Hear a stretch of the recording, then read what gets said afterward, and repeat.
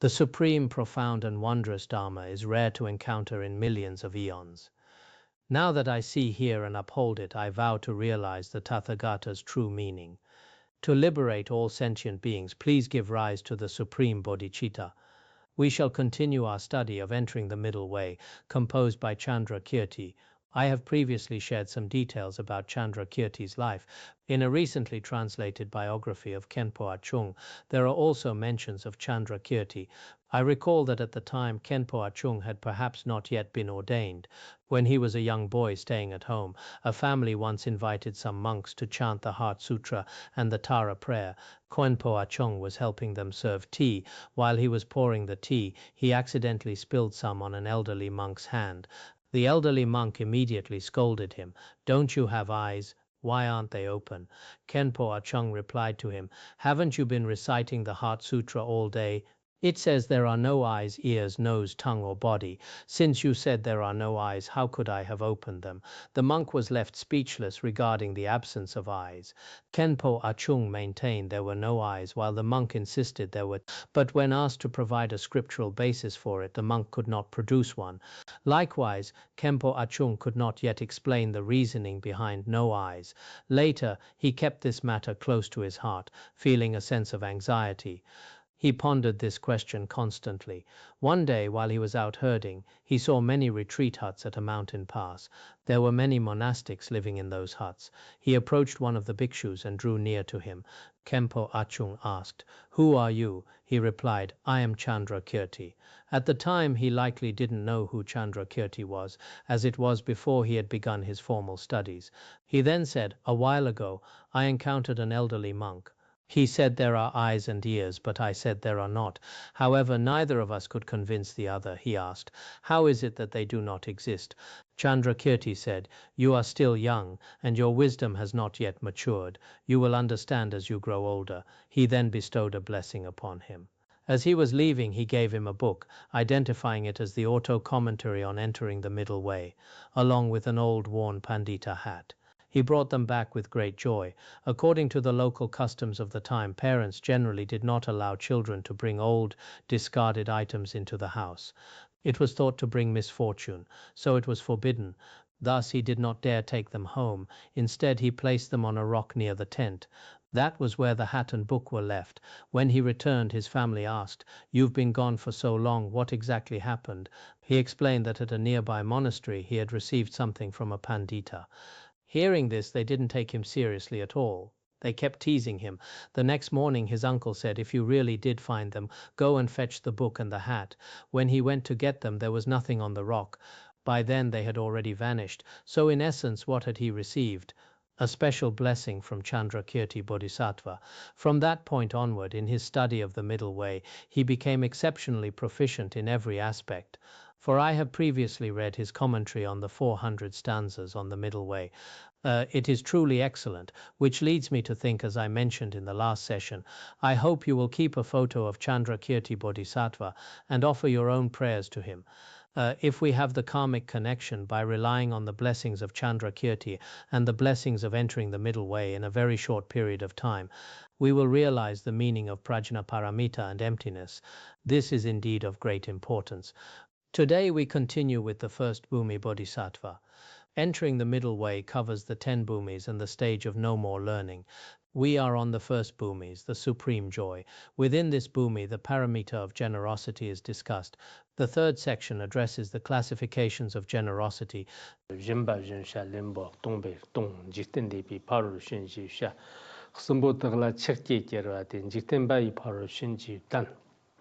Generosity devoid of the gift receiver and giver is called a supramundane perfection, but when attachment for these three arises, it is then said to be a mundane perfection. Here we discuss the classifications of generosity, which is divided into mundane paramita of generosity and supramundane paramita of generosity, divided into these two aspects. First, regarding the supramundane paramita of generosity, what exactly does it entail? If a bodhisattva can thoroughly realize the emptiness of the three spheres, a concept we frequently discuss in our teachings, for a first Bhumi bodhisattva or any other bodhisattva, within the state of meditative equipoise, there is no concept of three spheres or even four spheres. Nothing exists, and such notions do not arise. One is completely beyond all conceptual elaborations. However, during the state of post-meditation, one is not abiding in the emptiness of the three spheres. So what does the emptiness of the three spheres mean? Essentially, these three spheres refer to three factors. For instance, if I were to practice the generosity of giving my body, the giver, which is I, is unfindable and empty. The recipient of the gift, such as a beggar in need, is also empty in nature. The body being given is likewise empty. If a bodhisattva, through the course of training, fully realizes that these three factors are empty, unfindable, and like the open sky, understanding this truth is called the emptiness of the three spheres. Conversely, when ordinary people practice generosity, they think, I am giving to a certain person on a certain day, giving my own physical body, and in such and such a manner. There is constant attachment and reference to these three factors. But for a bodhisattva in the state of post-meditation, this is not the case. This is what we call the three-sphere empty supramundane paramita of generosity. If one gives rise to attachment toward these three factors, the giver, the recipient, and the object given, if grasping arises toward these three, then this generosity is called a mundane paramita of generosity. Now, this issue is discussed at quite some length within the commentaries. Due to our limited time, there is no need for an extensive elaboration here. The main point here is to define paramita, what constitutes a true paramita. This involves linking the original Sanskrit term paramita with our Chinese translation bolo mi duo. When combined, prajna paramita essentially acts as a mantra. When a mantra is translated into Tibetan or Chinese, the way the terms are joined follows different rules of grammar and linguistics. According to these linguistic rules, it is sometimes translated as reaching the other shore. Truly reaching the other shore is what paramita means. This shore is samsara, while the other shore is Buddhahood. When one truly reaches the stage of no more learning, that is called paramita.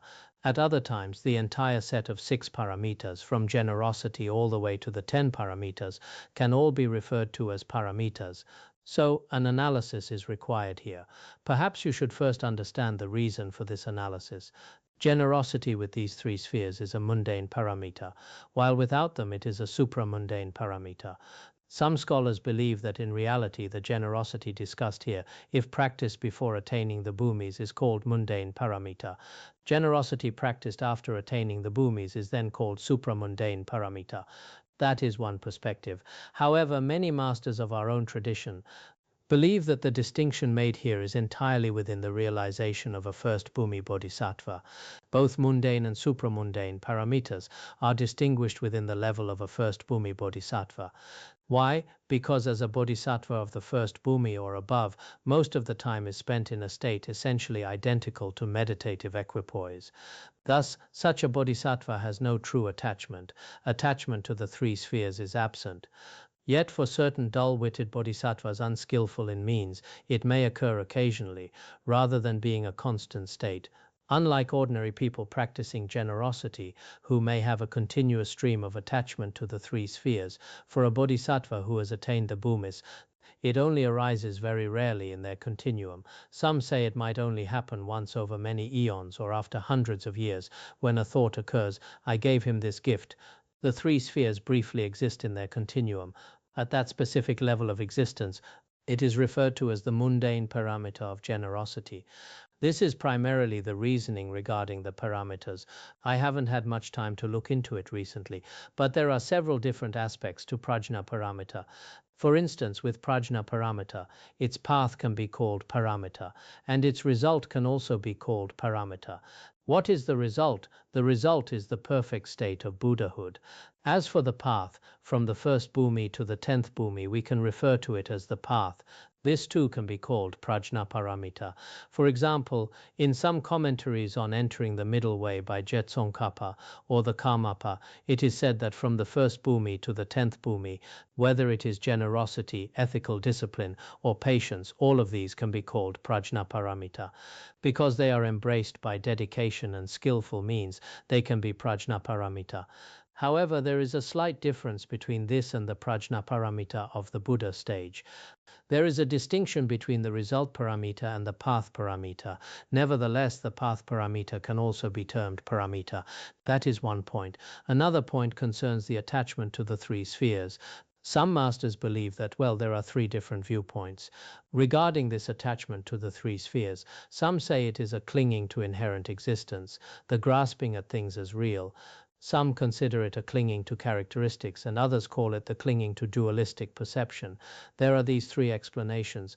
Among these, certain great masters believe the attachment to the three spheres is a clinging to inherent existence. This is mainly found in Jetsongkhapa's commentary, because they maintain that clinging to inherent existence coexists with afflictive obscurations.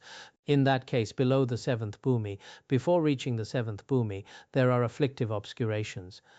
Therefore, this attachment to the three spheres is a clinging to inherent existence. This is the view that attachment to the three spheres is a clinging to inherent existence. However, this perspective was refuted by Gorampa in his commentary. In his refutation, he states that generally, once the first Bhumi is attained, there should be no clinging to inherent existence. For at the level of the first Bhumi, all factors related to view of the transitory collection have already been completely abandoned. There shouldn't be any clinging to true existence. There won't be, nor should there be, any such clinging. Furthermore, the attachment to the three spheres during this process should be a clinging to characteristics. What does clinging to characteristics mean? For instance, take a magician who conjures up a woman. Although he does not believe she is inherently existent, since he conjured her himself, she cannot be real. Even if she is not real, he might still perceive her external form and experience some attachment. It is a dreamlike, illusion-like attachment. Thus, bodhisattvas of the Bhumis have this clinging to characteristics. It exists particularly in the impure 7 Bhumis. While ordinary people have clinging to inherent existence, those from the 1st to the 7th Bhumis have clinging to characteristics. The 3 pure Bhumis have a subtle clinging to dualistic perception. In fact, this subtle dualistic clinging is not obvious. The relevant commentaries on the ornament of clear realization also discuss this. Such points are also held within our own tradition. At the time, Nogopa Rinpoche Khenpo Tepa also cited Nogopa Rinpoche's view. Our tradition also accepts that clinging to inherent existence is absent. However, whether on an impure Bhumi or regarding the attachment to the three spheres, there remains a kind of clinging to characteristics. If it is considered clinging to characteristics or dualistic appearance, there is nothing illogical about it. So regarding these principles, what should you think? Perhaps sometimes, without a solid grounding in the middle way, studying it might actually trigger various discursive thoughts. One moment these great masters state this view, and the next they state that view. Does it seem entirely contradictory? In reality, it is not. If we can master it ourselves, we'll see many subtle points within. The different explanations are quite fascinating. If we don't fully grasp them, it's fine, we can just listen. In general, what was just called mundane paramita is actually characterized by attachment to the three spheres, whether it be a clinging to characteristics or otherwise. However, a clinging to inherent existence after the first Bhumi is indeed unlikely, because it's impossible for those from the 1st to 10th Bhumis to perceive phenomena as completely real as ordinary people do. Since a first Bhumi Bodhisattva has completely abandoned clinging to I and mine. If clinging to I and mine is gone, such attachment is essentially non-existent.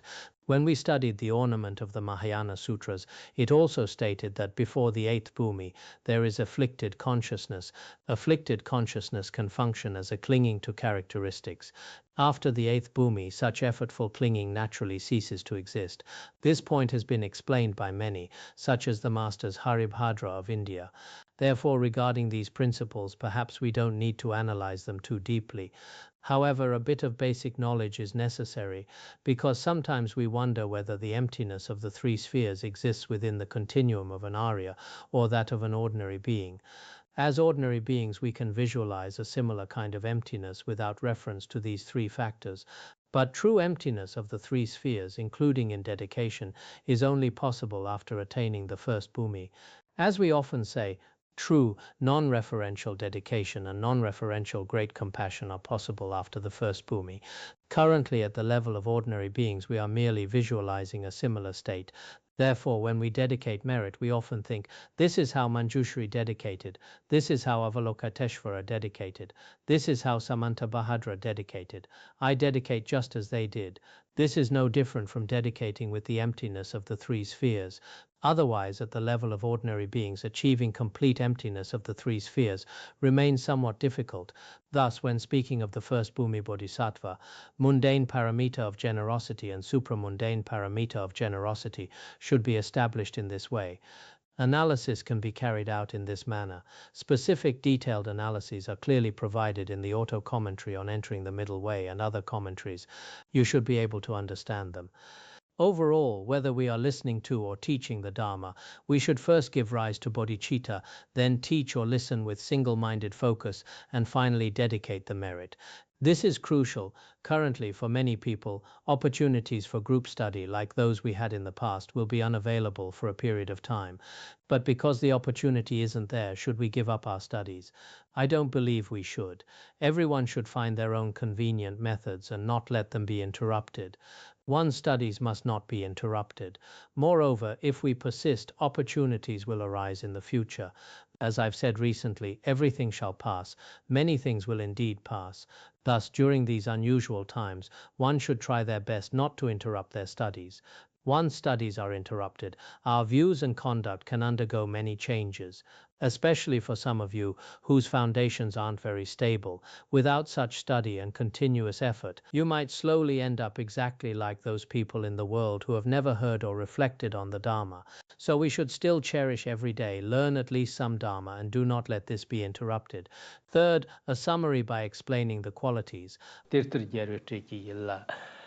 Ravni Shantambi Tela, Gochumzi by Napkirpo, Gavanda Nora Chishir Jivjan, the Mbatubo Tamjan number Sani. Abiding perfectly in the Bodhisattva's mind and endowed with light beautifying the sublime ones, the first Bhumi, supreme joy is the water crystal moon, which dispels all darkness and reigns victorious. This is the final summary. The wisdom and great compassion of the first Bhumi, the supreme joy, is completely in union without separation or joining. This is equivalent to a water crystal moon. This is explained through a metaphor, like a water crystal moon. So, this wisdom of supreme joy, the full moon that combines the wisdom of selflessness and non-referential great compassion, abides in the non-conceptual sky of the mind of the first Bhumi Bodhisattva. In fact, the first Bhumi, supreme joy, and the sky of his mind are actually one entity. There are no two separate things. However, when we describe it, it is as if the lunar disk of the supreme joy's qualities abides in the sky of space within a bodhisattva's non-conceptual mind. Then, regarding the light of its support, as mentioned in the commentaries by the Karmapas and others, the support for the generation of conventional bodhicitta contains the light of selflessness within that dependence. There is also an explanation that it attains splendor within appearance, but generally speaking, we can say this: the wisdom of selflessness of the first Bhumi, which is the support, is light that is extremely magnificent. So this wisdom, that is to say, the radiance of the lunar disk, dispels layers upon layers of darkness. After all obscurations to be abandoned by seeing are fully eliminated, one gradually eliminates obscurations to be abandoned by meditation, and then sequentially attains the state of a Tathagata, the supreme victorious state of a Tathagata. This means using metaphors to praise the qualities of the first Bhumi Bodhisattva. After reaching the first Bhumi, the obscurations to be abandoned by seeing are eliminated, the three types of abandonments by seeing we discussed earlier, and then the stages of learning and no more learning are attained. It was also mentioned in the Jewel Cloud Sutra that a bodhisattva is compared to the moon. Why? It seems there are 10 qualities or something like that. For example, the moon brings happiness to sentient beings. The first Bhumi, supreme joy, also brings happiness. When everyone sees the moon, they are delighted. The first Bhumi Bodhisattva is the same. Then he increases white dharma's virtuous qualities. The moon also increases white radiance. Also, the moon dispels darkness. He also dispels the darkness in the hearts of sentient beings, and so on. Metaphors are made using 10 such qualities. So here it mainly speaks of this kind of wisdom of the first Bhumi Bodhisattva. It can actually eliminate the ordinary person's state and eliminate things like the path of accumulation and the path of preparation. All these dense layers of darkness are completely eliminated, gradually attaining the qualities of the path of meditation and the path of no more learning. This concludes the first chapter, which is the ultimate bodhicitta. Summary of this chapter. The explanation of the first chapter of entering the middle way is now complete. Next we will discuss the second Bhumi, the stainless one. The explanation of the stainless is divided into the actual explanation and the summary of this chapter. Two aspects. The actual explanation is divided into the basis of differentiation, the definition of the Bhumi, the superior distinction of this second Bhumi, and the summary by explaining the qualities of the Bhumi. Three aspects. First is the definition of the Bhumi, or the distinction of the stainless ground. 대스를 분수 연단 딱단시를 문음대양 차점점을 방 링의 지여 딱은제를 담빌람을 내름 지치를 속벌을 시드. He is endowed with perfect morality and purity. Even in dreams he shuns the stain of immorality. Since all movements of his body, speech and mind are pure, he accumulates the excellent virtue of all 10 courses of action. The literal meaning here is quite simple. When a bodhisattva reaches the second Bhumi, his ethical discipline is very perfect. Moreover, it becomes pure naturally, because upon reaching the second Bhumi, all of his discipline become purified. In what way are they pure? Whether they are prescribed offenses or natural offenses, all sinful actions are fundamentally not committed during the day. Even in dreams he will not break his vows. There will be no stained mind. Some commentaries state that throughout the entire day, generally when one reaches the second Bhumi, his discipline are very, very pure. Therefore he will not transgress even in dreams. In the past, His Holiness Jigme Phuntsok Rinpoche often mentioned that because his teacher Khenpo Thubga personally maintained exceptionally pure discipline, his circle of disciples also maintained very pure discipline. Throughout his life, His Holiness believed that his teacher must be a bodhisattva of the second Bhumi, a bodhisattva who had attained the second ground. But when Khenpo Thubga finally manifested passing into nirvana, His Holiness realized that he had made a mistake in previously labeling him a second Bhumi Bodhisattva. His teacher wasn't at that level, he must have attained the level of Buddhahood. This should be recorded in His Holiness's biography. While his teacher was alive, His Holiness always felt his teacher was a second Bhumi Bodhisattva. But it was only upon his passing that he discovered he must be even beyond that, someone who reached the stage of no more learning. So within our world, such great bodhisattvas do indeed exist, including His Holiness Jigme Phuntsok Rinpoche.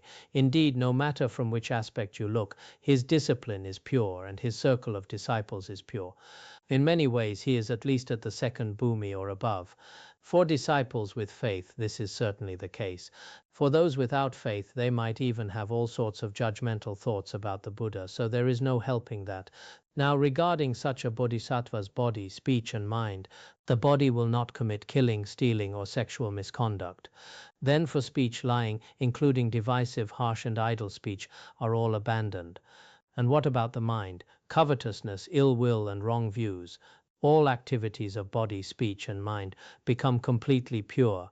This is called the 10 virtuous paths of action. These paths mean not only refraining from negative karma, but also, for instance, regarding not killing.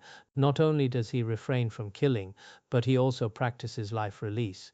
Not only does he refrain from stealing, but he also makes offerings and so on. So in the continuum of this bodhisattva, all 10 paths of virtuous action are gathered. This able to gather actually means all virtuous dharmas can be accumulated or compiled. Now, if we look at the word for discipline in Sanskrit, it is shila. This term implies the perfection of merit and the total purity of one's continuum. It also carries the meaning of bringing coolness, among many other nuances. So this is the essential meaning of ethical discipline. Now, when it comes to these disciplines, the Vaibhashika school, the Hinayana Vaibhashikas, recognize 7 types of vows or the 7 precepts. These cover our physical and verbal actions, targeting a total of 7 unvirtuous karmas. By refraining from these 7, they establish what they call the 7 precepts. And then there are the 4 root vows. They view these as form dharmas, as having a real entity. For instance, when a monk possesses these vows, every single precept within his continuum exists as a real dharma. Not killing has its own substantial dharma, or you could say a concrete entity, and not stealing likewise exists in his continuum as a manifest real dharma. That's their perspective. But in the Mahayana, as Shantideva said, the attainment of the mind of renouncing evil is called the perfection of discipline. It's about attaining that resolve to refrain. For example, when I take the vow of patience or the vow not to kill, deciding I will never kill again, that mind of renouncing the act is where the perfection of discipline lies. I simply make a vow not to commit that evil, and that itself is discipline. So the Mahayana defines discipline primarily through this mind of renunciation, whereas the Hinayana sees it as a real entity that one acquires within their own continuum. Regardless of the definition on this ground, one doesn't create karma even in dreams, and the 10 paths of virtuous action are completely purified. That is what defines a second Bhumi Bodhisattva. We'll be breaking down these 10 virtuous paths shortly. Actually, even ordinary people are taught about these 10 paths, but by the second Bhumi, they become far more purified. That's the main point here. Next, we'll discuss the specific distinctions of this ground, divided into the explanation of how the perfection of discipline becomes supreme and pure, praise for ethical discipline, and the classifications of the perfection of discipline. These 3 aspects. The first is further divided into the actual explanation and the reasoning behind this purity of discipline. 2 parts. Starting with the actual explanation. Givi lamdar tajik chichar yang telab lagde shanda tabar yer stongir dartar taqdar nam taqte wachak chakbar jugut chakbar tetak kirnam zi. Not only this path of virtue, but in all 10 deeds he becomes most excellent and pure. Just as the radiant autumn moon lights up the night sky, morality fills him with peace and radiance. When studying Entering the Middle Way, you might find it a bit easier to grasp than the ornament of clear realization. It's also slightly more accessible than Buddhist logic pramana. Still, compared to other subjects, it can be a little difficult to understand. Especially for those without a foundation in Buddhism, it might be somewhat difficult to follow.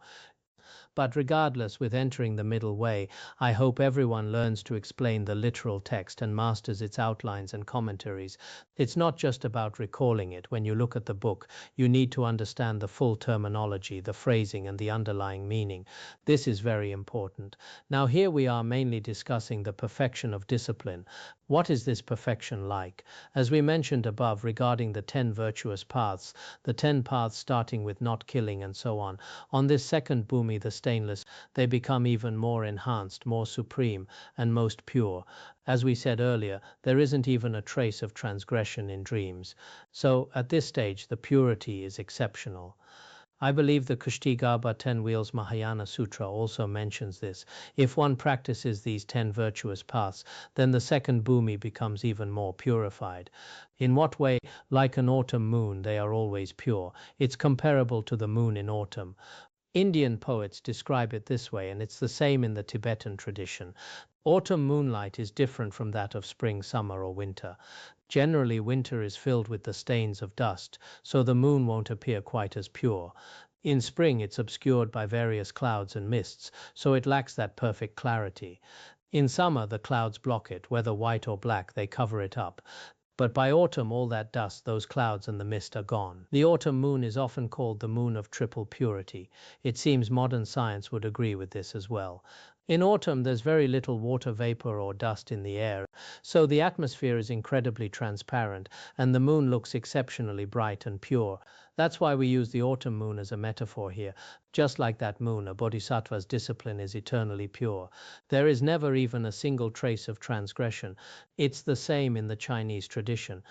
Flowers in spring, the moon in autumn, cool breeze in summer, snow in winter, the moon in autumn. Well, the moon exists in every season, but we use the autumn moon here as a specific metaphor. Just like that autumn moon, a bodhisattva's purity is constant. Moreover, their three gates and all their senses are perfectly still and peaceful. Morality fills him with peace and radiance.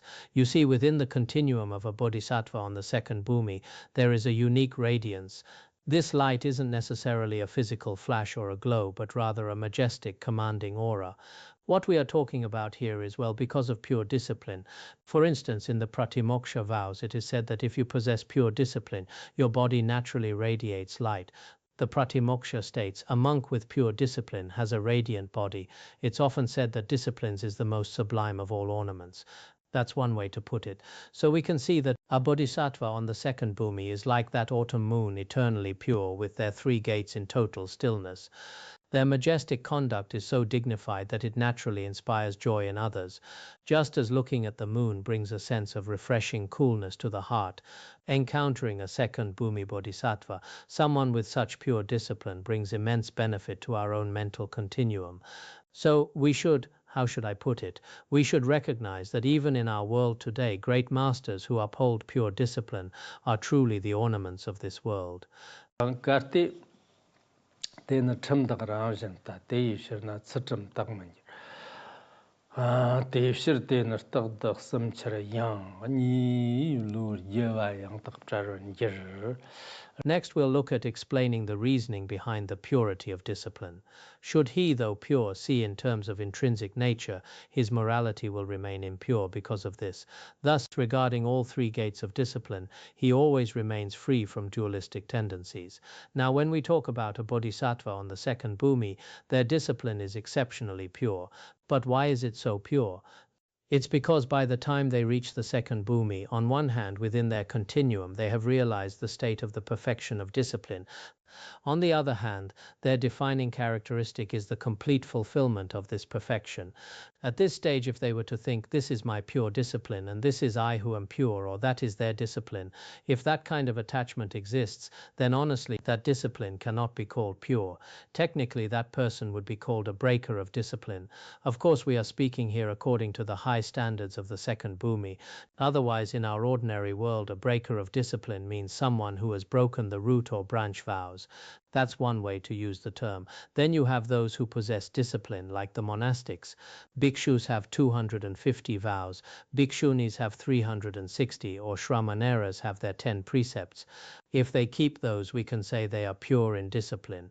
But for a bodhisattva on the second bhumi, even if they are pure according to those Hinayana standards, if they become attached to it, thinking, I am a pure practitioner, while that person is impure or so-and-so is pure, if they cling to those labels, then such a bhikshu is not supremely pure. As the Great Collection Sutra says, virtuous ones, if a bodhisattva says, I am the one who holds discipline and that person is the one who breaks it, then such a bodhisattva is said to be deceiving the Tathagata. We also cite a passage from the Sutra of the Great Heap of Jewels here. It mentions that if a bhikshu perceives things as having something to be attained, clinging to me and mine, then the Buddha said, Kashyapa, he has committed the fourth fault. There are many points covered there. The fourth, second, first sutra of the Great Heap of Jewels explains this in great detail. So what does this actually mean? If a bhikshu has taken pure vows, how can he be considered impure? This is speaking from the perspective of the highest Mahayana requirements, because at that highest level, by the second bhumi, even their discipline is, as we will discuss, in the state of three spheres, the non-duality of actor, action, and object. But if within their continuum they think I am holding pure discipline while they are holding impure discipline, even if I just hold on to this attachment myself, then on a subtle level, the mark of attachment is present. And where there is attachment, the highest bodhisattva discipline certainly cannot be fully perfected. Why not? Because true bodhisattva discipline is devoid of inherent nature. Now, if you insist on clinging to the idea, I am the one receiving the vows and these are the vows I've received, like the pratimoksha vows, for example, and in what kind of surroundings did I receive them? I received them while all around me were ordinary, unenlightened beings. That is clinging to the three spheres of the act, and that doesn't count as purest discipline. So when we explain it here, it's primarily about the attachment to me and mine.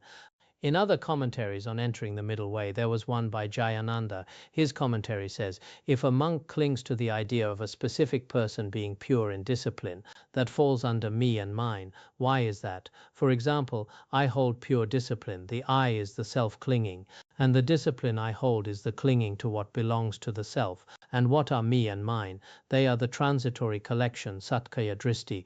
This satkaya dristi must be abandoned at the first bhumi. If it remains, then the discipline without attachment of the second bhumi, or the perfection of discipline, certainly cannot be perfected. That's why take Mahasiddha Saraha for instance. After he accepted a Dakini consort, he said, before I wasn't a bhikshu, only now am I truly one.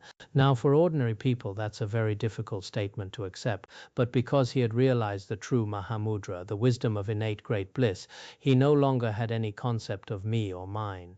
In his continuum, the one holding the vows and the essence of the vows had completely merged. At that point he could be called a definitive bhikshu, a definitive upholder of discipline. By the second bhumi, none of these attachments remain. So in a certain sense we need to understand the deeper meaning being shared here. Next we'll move on to praise for discipline, divided into the actual praise and the reasoning for the bodhisattva's praise. Two parts. First, why those with lesser capacity also need discipline, and second, why discipline is the foundation for all qualities. These two aspects. The first is further divided into the faults of lacking discipline and the merits of upholding it. Starting with the faults of lacking discipline, there are four faults associated with breaking or being without discipline. The first is the failure to reach a higher realm. If you lack discipline, if you break your vows, you won't even attain the basic merits of a human or God. That's the main point here.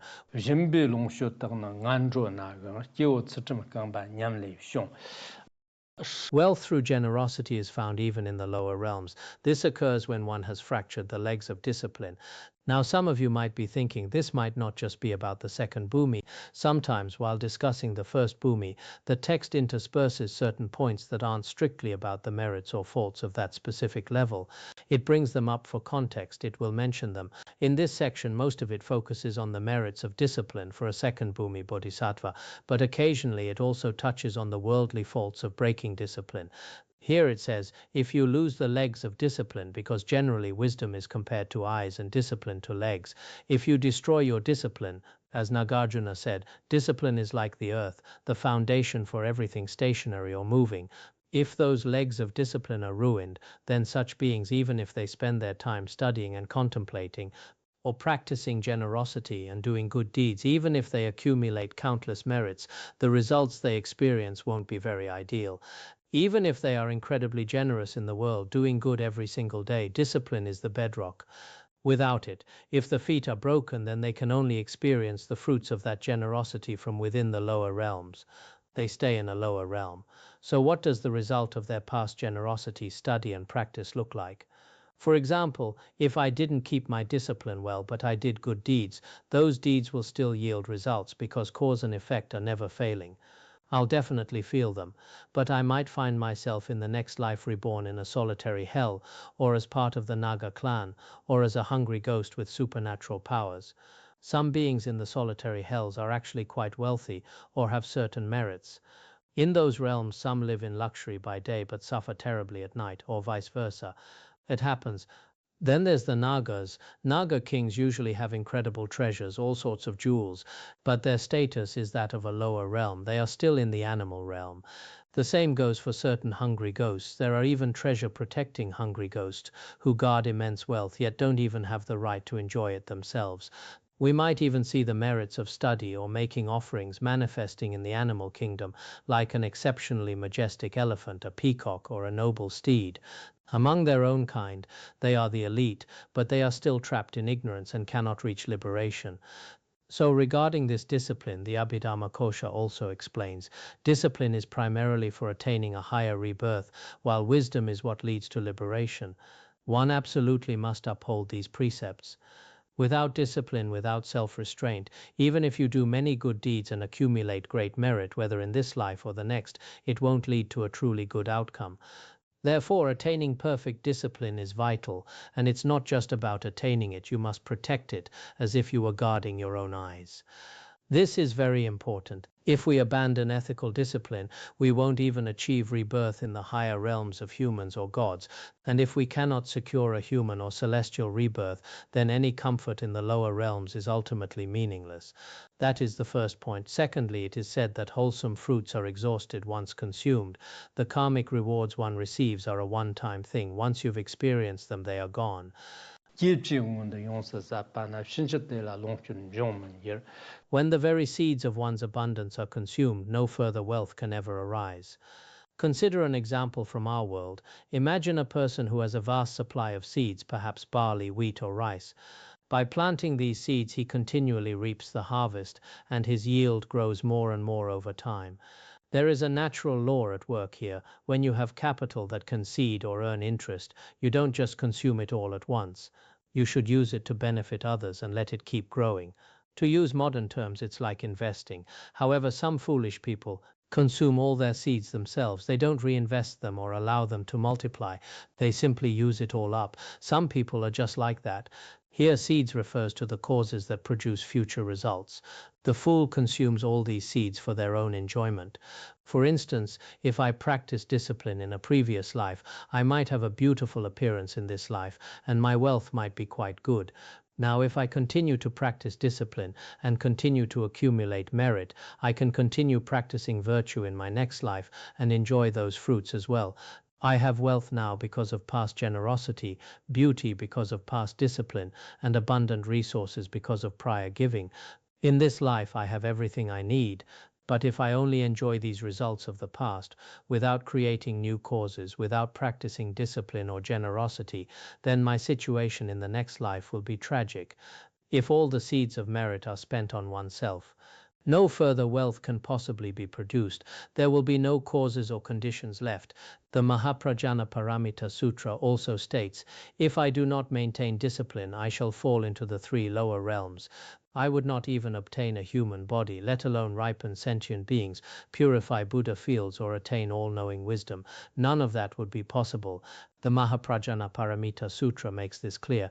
If we fail to maintain discipline, we may end up as hell beings, hungry ghosts or animals, unable to even attain a human rebirth.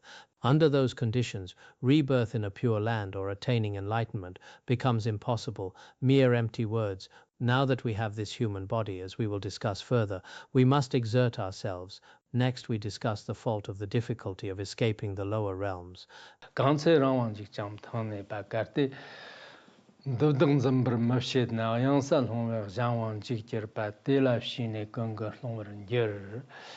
If, when free and living with favorable conditions, we do not retain this status we enjoy, we will fall into the abyss and be at the mercy of others. What could enable us to rise up again from such a state? This verse is extremely important. It means that right now, when we are free and independent, we are living in favorable circumstances, with living spiritual teachers, and the Dharma still flourishing. For one, we currently have our own freedom. If we choose to learn the Dharma and practice, no one is controlling or interfering with us. No one is forcing you.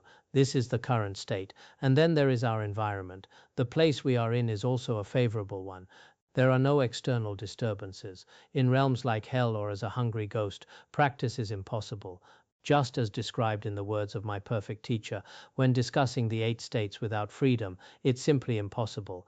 If one were a celestial being intoxicated by daily pleasures, that would also make practice impossible. But right now in this human realm, we have favorable conditions to develop renunciation and bodhicitta. Thus we dwell in favorable conditions. If one fails to restrain oneself, suppose you don't seize this opportunity, don't rely properly on a spiritual teacher, and don't practice diligently. If you don't restrain yourself with mindfulness and awareness, the end will surely be a fall into the deep abyss. I believe in the auto-commentary or a similar text. It says, it's like a warrior who has been bound with ropes and thrown into a canyon. He has no way to pull himself out. It's very pitiful. By the same token, I am previously there was a man named Saddam. In the end, with a noose around his neck, he was executed in front of the whole world. His execution was intended by America for the whole world to see. He was once the formal president of a nation, but later sentenced to death. At that point, no one could save him.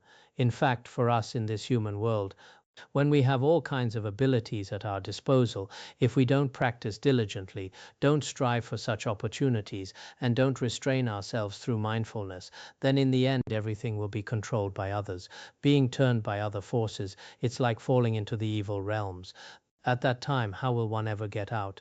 At that point, what kind of power could you rely on to be saved from the three evil realms or from samsara? No one would be able to save you. So this verse, the one we are discussing now, was something many great masters of the Kadampa tradition, whether in their own practice or when teaching the Dharma, would recite first at the beginning, just as we now recite the supreme, profound and wondrous Dharma, to rely on the blessings of the Buddhas and Bodhisattvas to help us understand the meaning of the sutras and treatises.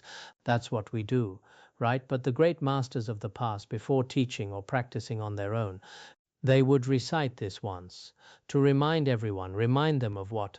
If you don't make careful, diligent effort while you are free and independent and possess favorable conditions, if you don't take charge of yourself and don't practice well, then once you fall into the abyss, no one can save you.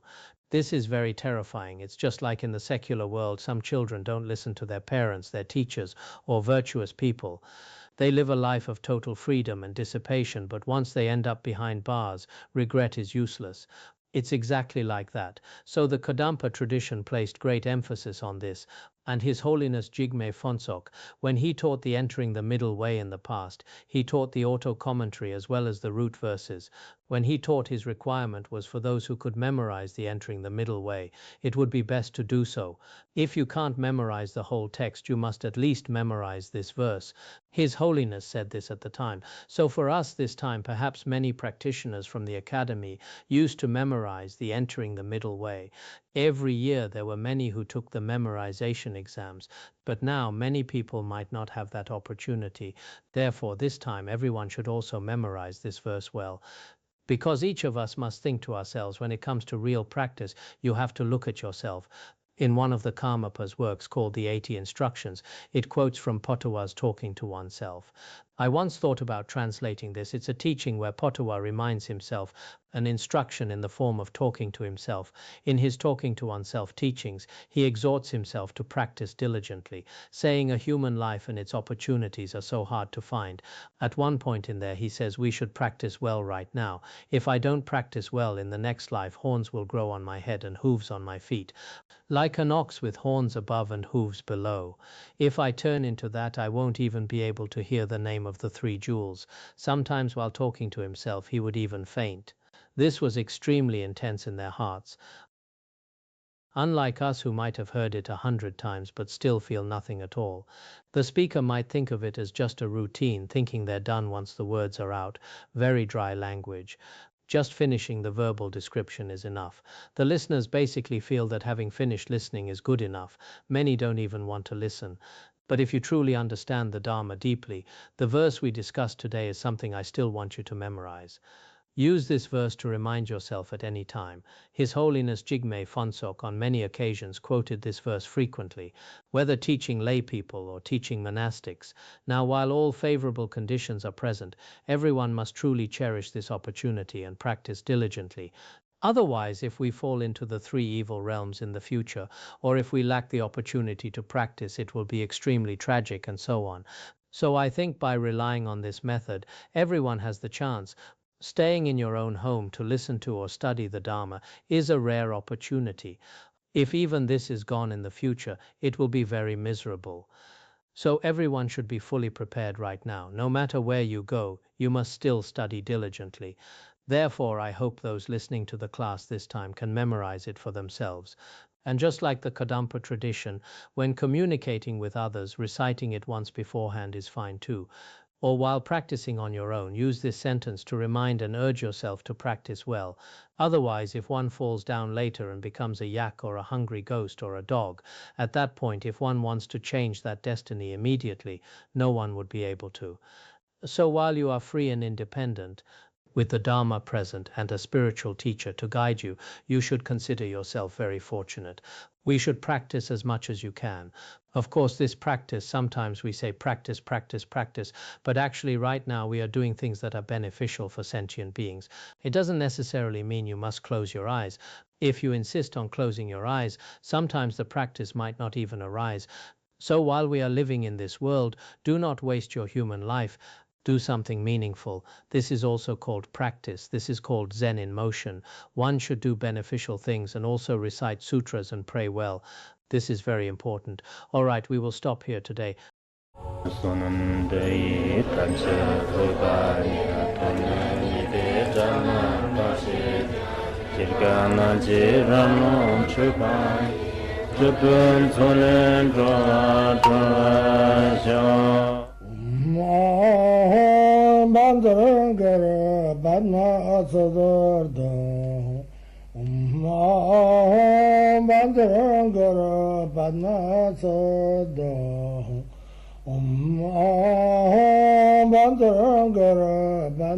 Bandara